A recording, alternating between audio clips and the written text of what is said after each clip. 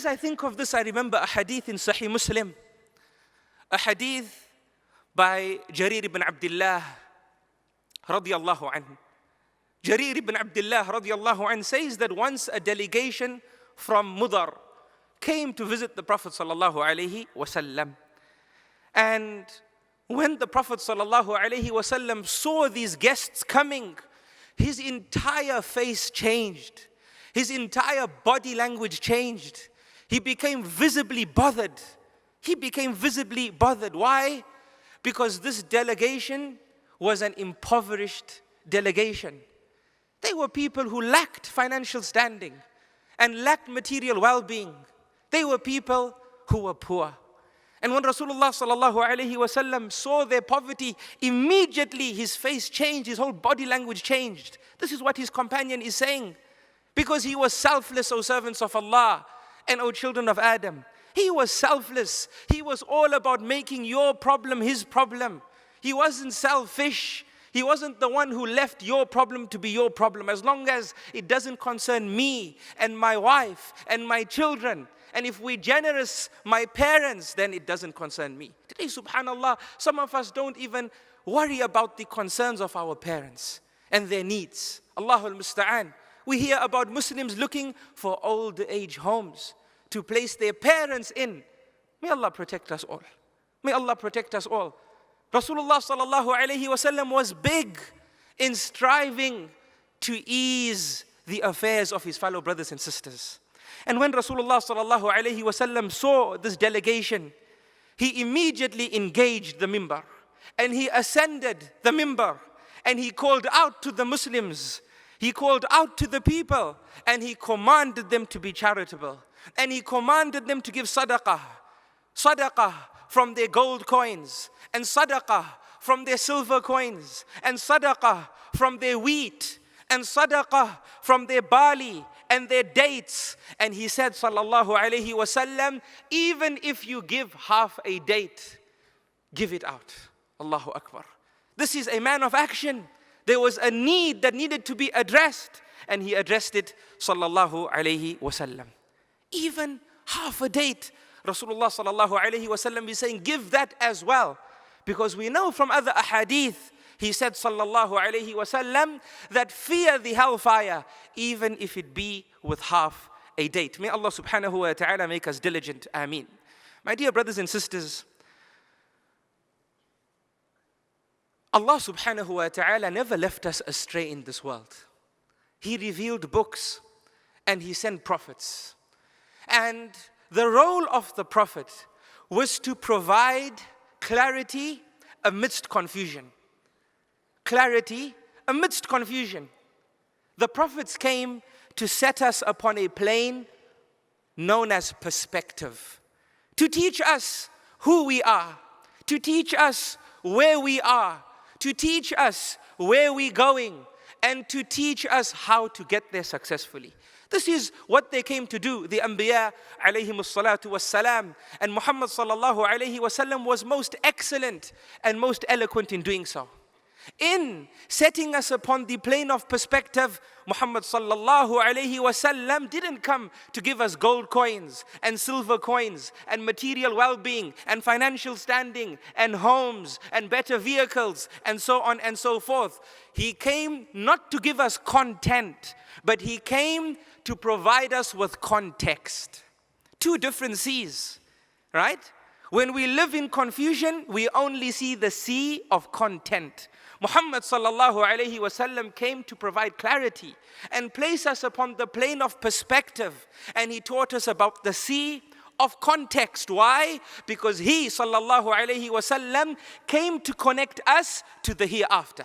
He came to connect us to the hereafter. Thus, he came to teach us how to tie that which we love to the one who we should be loving. Allahu Akbar. You might as well tweet that, because that should be written in gold. That's a pearl of wisdom.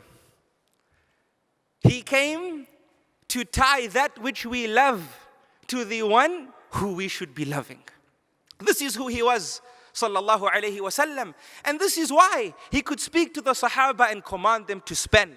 Because he taught them context. He taught them, my dear brothers and sisters, that in confusion, you thought that the poor person needed you. But in context, you learn now that it is you who needs the poor person. Subhanallah. It is you who needs the poor person. Why? Because you weren't made for this world. You were made for Jannah. You were made for Jannah.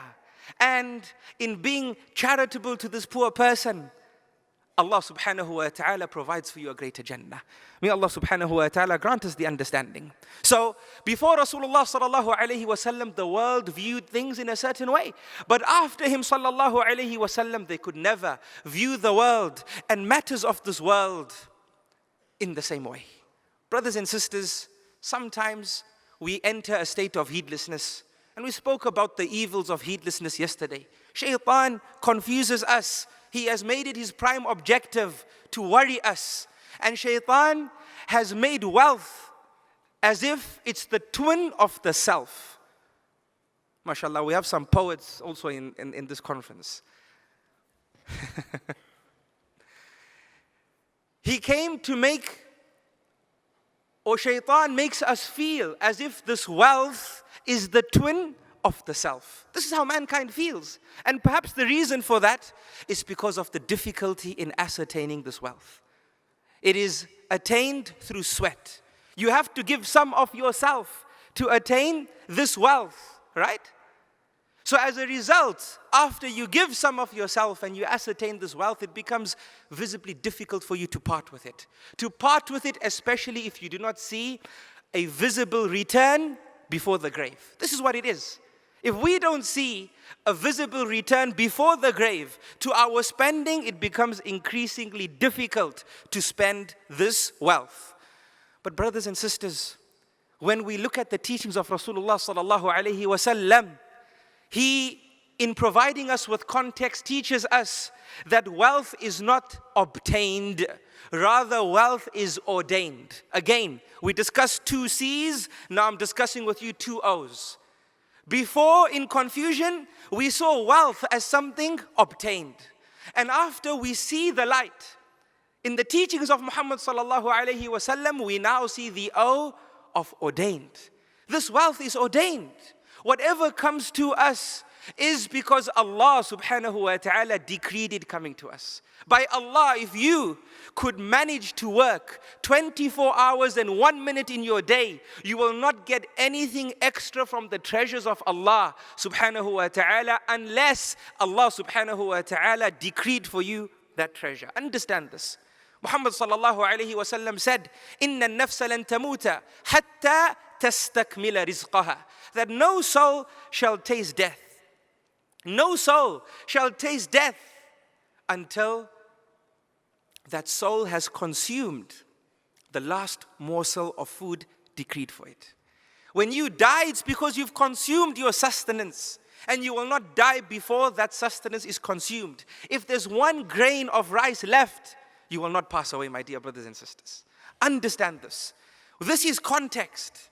This is what he came to provide for us, sallallahu alaihi wasallam. And in providing context, he taught us, brothers and sisters, إِنَّ اللَّهَ اشْتَرَى مِنَ الْمُؤْمِنِينَ أَنفُسَهُمْ وَأَمْوَالَهُمْ بِأَنَّ لَهُمُ الْجَنَّةِ. Allahu Akbar. He taught us, Muhammad sallallahu alayhi wasallam, that indeed Allah has bought from the believers their life and their wealth in exchange for Jannah. In exchange for Jannah.